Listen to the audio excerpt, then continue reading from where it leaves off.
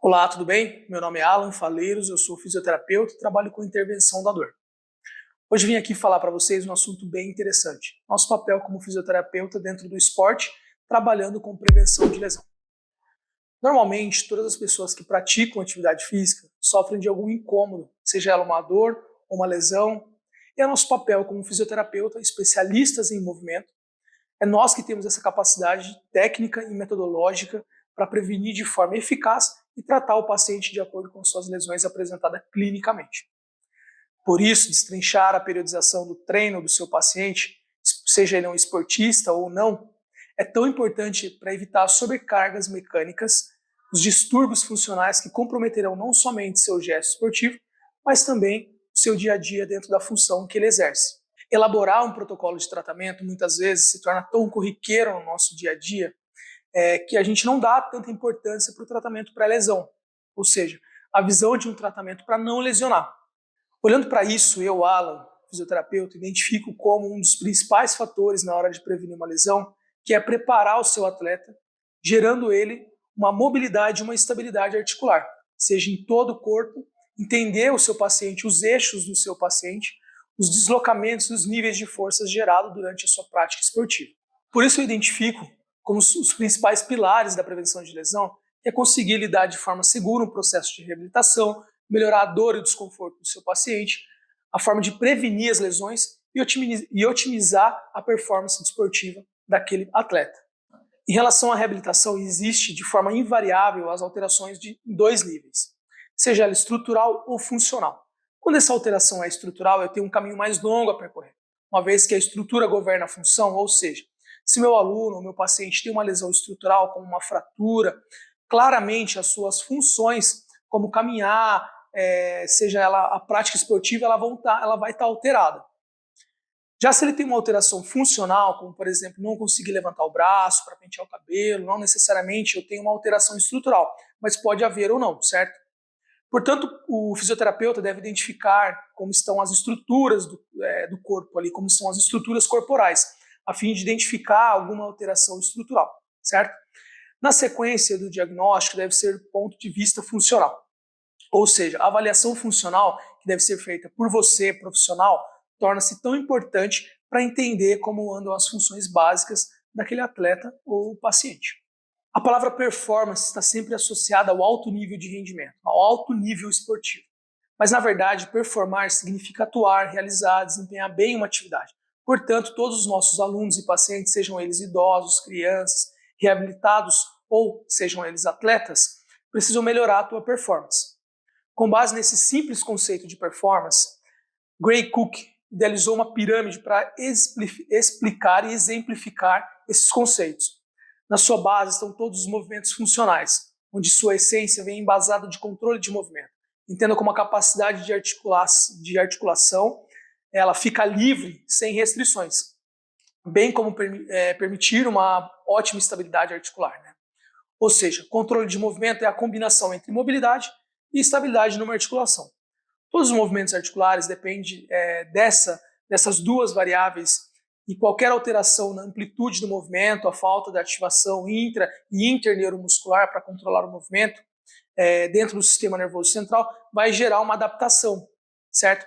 Trabalhando com o nosso sistema nervoso central, ele trabalha como um disjuntor, que é desligado mediante qualquer sinal de risco, gerando uma inibição muscular. A falta de estabilidade pode levar à inibição ou à rigidez do músculo. Já a perda de mobilidade geralmente leva à rigidez tecidual. Assim, essas possíveis adaptações se tornam compensações que geram ainda possíveis restrições na articulação. E isso, de forma crônica, uma disfunção tendo uma redução da sua função articular. Lá no topo da pirâmide, é reservado basicamente aos atletas, sejam eles amadores ou profissionais, que tratam do conjunto específico de habilidades requeridas para a prática de um determinado esporte. É aí que entra a conhecida especificidade do esporte, seja ela uma velocidade, a potência, a capacidade e a habilidade específica de cada modalidade.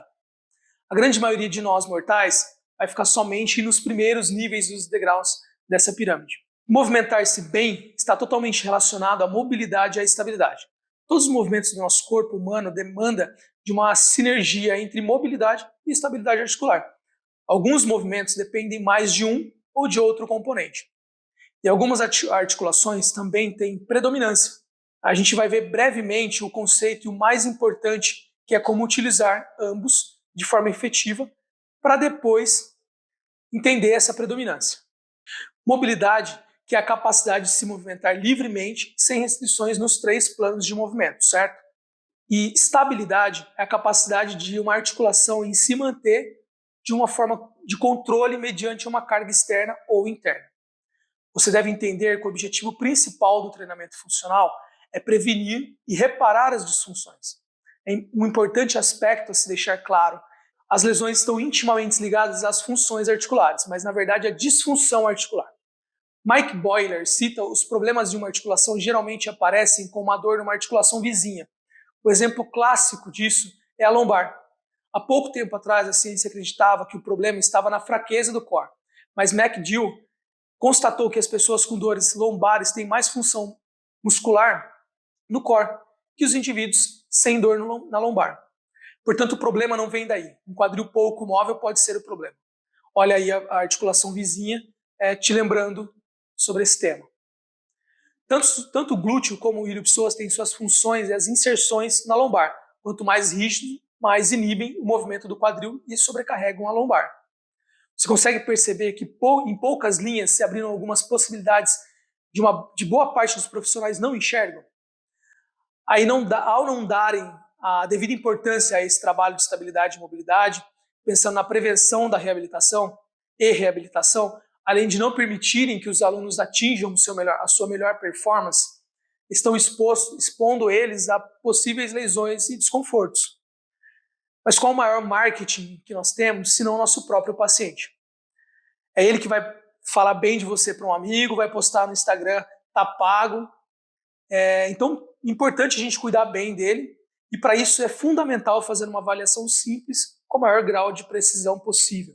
E assim prescrever uma conduta de qualidade com segurança, entender o modelo de articulação por articulação, que é a chave para saber como abordar cada articulação.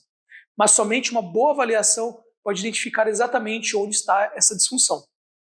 Então, se atente a esses princípios, associando suas condutas terapêuticas a eles, com certeza você alcançará os seus objetivos. E eu vou ficando por aqui. Sigam a gente no Instagram, lá a gente sempre está anunciando os nossos novos cursos, as nossas aulas, sempre com esses temas ou temas diferentes, que vai te ajudar a se tornar um profissional de ponta. Um forte abraço.